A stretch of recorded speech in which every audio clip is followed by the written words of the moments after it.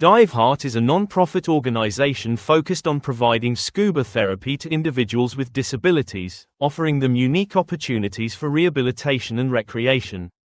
They are developing a state-of-the-art education and research facility, including a deep telescoping pool, to expand their services and conduct research on the benefits of diving.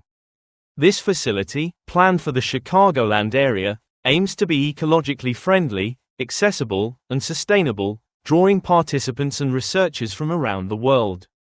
DiveHeart relies on donations and volunteers to support their adaptive diver programs and training, creating a community that fosters confidence, independence, and a sense of possibility for people of all abilities.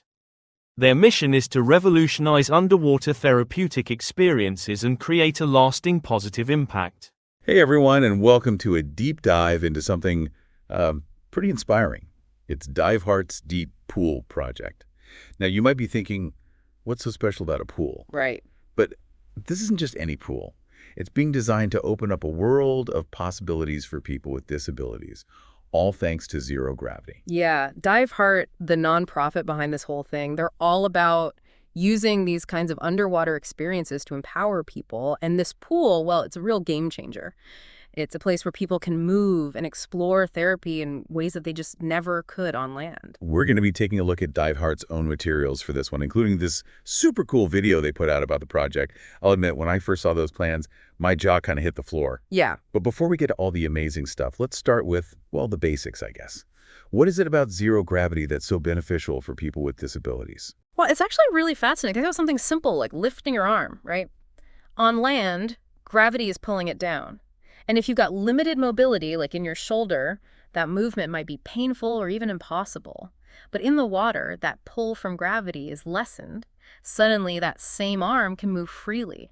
And that allows for a whole range of exercises and movements to help build strength and flexibility. So it's like the water is taking away a limitation, letting the body do what it naturally wants to do but can't because of, well, gravity. Exactly. And this applies to so many conditions. You know, for someone with MS, multiple sclerosis, who has trouble with balance, being in the water can give them this sense of stability and freedom of movement that they maybe haven't felt in years. It's about rediscovering what your body can do. Okay, that makes sense.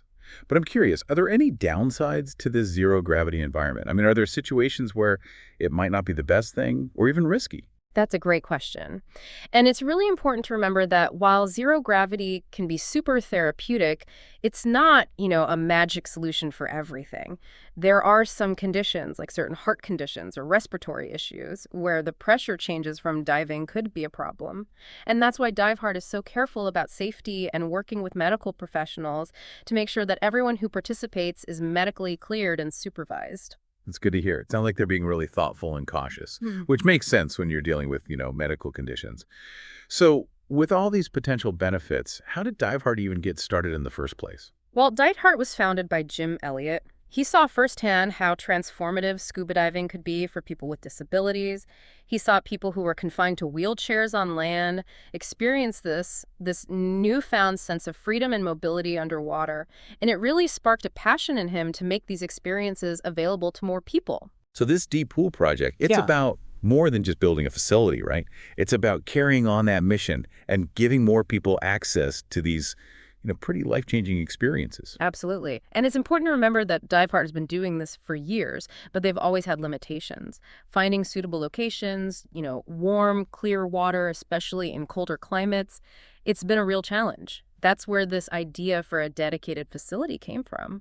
That makes a lot of sense. Building their own pool gives them control over the environment and makes it easier to reach more people. So can we talk about the pool itself? What makes it so special? Well, for one thing, it's not just a pool. It's like a visionary destination. They're planning to have research labs, classrooms, even vocational training facilities, all in one place. It's about creating a hub for innovation and empowerment. So it's almost like a campus dedicated to exploring zero gravity and how it can impact people's lives. Exactly. And the design of the pool is, well, it's super innovative. It's partially above ground with glass walls so that people can actually observe what's going on inside. Imagine being able to watch someone take their first steps underwater after years of being in a wheelchair. It's Pretty powerful. Yeah, that image is definitely sticking with me. But let's get into the specifics of the design a little. What are some of the features that make this deep pool different from, just your average Olympic swimming pool? Okay, so one of the coolest features is that it has this telescoping design, meaning the pool floor, it gradually steps down in depth. This is key because it allows for a wider range of activities and adapts to different abilities. Someone who's brand new to the water might start in a shallower section, while experienced divers can go deeper. Ah, so it's like having multiple pools in one, each one catering to a specific need or level of experience. Precisely. And then there's the sustainability aspect. DiveHeart wants the pool to have a net zero or even net positive impact on water and energy usage. So they're putting in solar thermal panels to heat the water and geothermal technology to regulate the building's temperature. Okay, I got to admit, I'm not totally up to speed on how that all works. Can you break it down for me? What does it even mean to be net positive with water usage? Sure. Imagine a system where the facility actually collects and cleans more water than it uses, through rainwater and advanced filtration systems. That's the idea behind net positive water usage, contributing more to the environment than you take. Wow, that's ambitious. It sounds like they're really pushing the limits of sustainable design. Yeah, they are. And it shows how committed they are to creating a facility that's not only good for people, but good for the planet, too. Okay, so we've talked about the design and the technology, but I'm really curious about the human impact. We've touched on some benefits, but can you give me like a concrete example of how zero gravity can be life-changing for someone with a disability? Okay, so there's this story DiveHeart tells about a young man with cerebral palsy. He had really limited use of his legs, spent most of his life in a wheelchair. But when he got in the water, something amazing happened. The buoyancy, it let him move his legs in ways he never could on land. He was kicking, doing somersaults, even walking along the bottom of the pool. I can only imagine how free and happy he must have felt. It was totally transformative. And it wasn't just temporary. That experience in the water, it sparked something in him. He started pushing himself more in physical therapy, even began walking with crutches. That's amazing. It really shows how powerful these experiences can be, not just for the body, but for the mind, too. Exactly. And that's just one story. There are so many examples of people whose lives have been changed by DiveHeart's programs. Well, I'm definitely interested to hear more. This project is clearly so much more than just a pool. It's like a symbol of hope. But I have a feeling there's even more to this story. What else can this deep pool unlock in terms of research and rehabilitation? Yeah, you're right. We've barely scratched the surface. But for now, let's just let that sink in for a moment. We'll get back to those other aspects in a bit. Welcome back. We were just talking about how DiveHeart's Deep Pool project is empowering people with disabilities through zero gravity. And that story about the young man with cerebral palsy really got to me. I mean, it makes you realize this is about so much more than just like physical therapy, right? Absolutely. It's about pushing the boundaries of what we think is possible. And that's what makes the research side of this deep pool really interesting. Imagine being able to study the effects of zero gravity on all kinds of conditions. Parkinson's, Alzheimer's, spinal cord injuries. The possibilities are, well, pretty much endless. So let's get into that a little bit. What kind of research are they hoping to do in this facility? Well, one area they're really focused on is neuroplasticity. The brain's ability to kind of rewire itself. There's some evidence that the weightlessness of being in the water creates this ideal environment for the brain to make new connections, and this could really help people recover from things like strokes or traumatic brain injuries.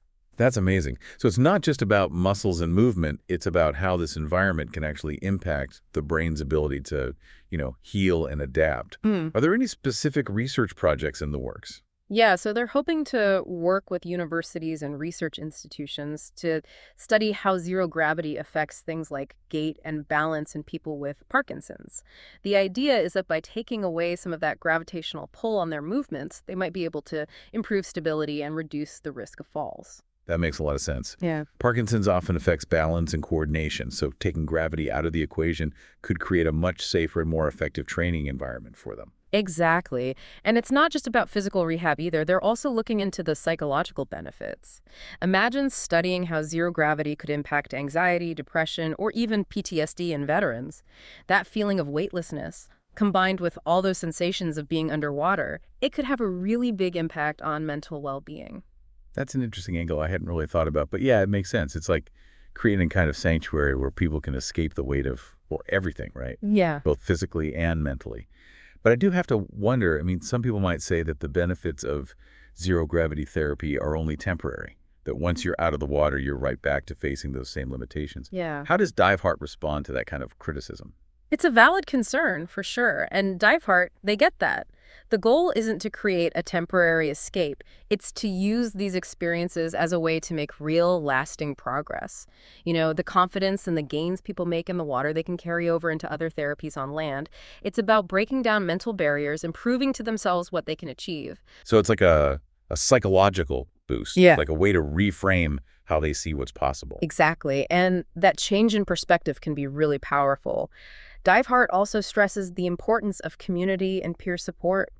The shared experiences and that sense of camaraderie, it creates a real sense of belonging that lasts long after they're out of the pool. It's like they're building a whole support system around these folks, Yeah. encouraging them to keep going even when things get tough. Right. And that actually brings us to another important part of this project, what Diveheart calls the ripple effect. Yeah, we mentioned it earlier, but I'd like to dig into that a bit more. What do they mean by ripple effect? It's the idea that the impact of these experiences goes way beyond the people who actually participate. They become advocates for change, inspiring others and challenging how society views disability. So it's not just about helping individuals, it's about making the world more inclusive and accessible for everyone. Exactly. And Diveheart has actually seen this firsthand. Participants have gone on to become motivational speakers, disability advocates, even athletes, spreading that message of empowerment and breaking down stereotypes. Okay, I am completely on board with this. This project is incredible, but I have to imagine it's going to be really expensive to build and maintain something like this. How are they planning to fund it? Well, that's where things get even more interesting because, being a nonprofit, they rely a lot on donations and grants. And while they have gotten some initial funding, they still have a ways to go to make this whole thing a reality. So they're reaching out to the community, to people who share their vision and want to help make this deep pool happen. Exactly. They need people to donate, to volunteer their time and skills, and to spread the word and get others excited about what they're doing. And I'm sure a lot of our listeners are thinking, okay, I'm in. How can I help? What are some of the ways people can support Diveheart? Oh, there are tons of ways to get involved. Of course, financial donations are always appreciated. But even if you can't donate money, they need volunteers for all sorts of things. Event planning, fundraising, administrative stuff. So even if you're short on cash, you can still donate your time and expertise to help make this deep pool a reality. Absolutely. And even something as simple as sharing information about Diveheart on social media can make a big difference. The more people who know about this project and their mission, the closer they get to actually building it. Okay, I am ready to sign up. This project is just too inspiring to ignore. Yeah. But before we wrap things up completely, I feel like there's one more piece of this puzzle we need to look at. You're right. We've talked about the impact on individuals, the research possibilities, and the need for support. But there's another layer here that I find really fascinating. Okay, I'm all ears. What is it? It's about the bigger picture, what this Deep Pool project says about our understanding of human potential. It's about challenging those limitations we often put on ourselves and others. You're saying it's not just about disability, it's about what it means to be human and what we're all capable of achieving. Right. And that's what makes this project so significant. It reminds us that we all have limitations, whether they're physical, mental, or just societal. But it also reminds us that those limitations don't have to define us. So what's the takeaway for our listeners? What do you hope they walk away with? I want them to think about the invisible walls they might have built around themselves or that society has put up around them. And then I want them to ask, what would it take to break through those walls? What possibilities are out there if I could imagine a world without limitations? That's a pretty powerful challenge, and it really captures the essence of what Diveheart is doing with this Deep Pool project. It's not just about building a pool, it's about building a world where everyone can thrive. We've covered a lot today, from the technical stuff to the amazing impact this project is having. I hope our listeners are feeling inspired. Me too. This project shows what we can do with a little ingenuity, compassion, and a belief in human potential. Absolutely. So to wrap things up, let's leave our listeners with something to think about. If this deep pool can be so transformative through zero gravity, what other ways can we empower people and help them reach their full potential? What other unconventional things can we do to challenge how we see limitations and open up new possibilities? It's a question worth asking, and I think the answers could change the world. Absolutely. So Keep dreaming big, keep pushing those boundaries, and never underestimate what humans can do. And if you want to support Dive Heart and their mission, head over to their website and find out how to get involved. It's a chance to be part of something truly amazing, something that's changing lives and creating a more inclusive and empowering future for all of us. Thanks for joining us on this deep dive, and until next time, stay curious and keep exploring the amazing possibilities out there.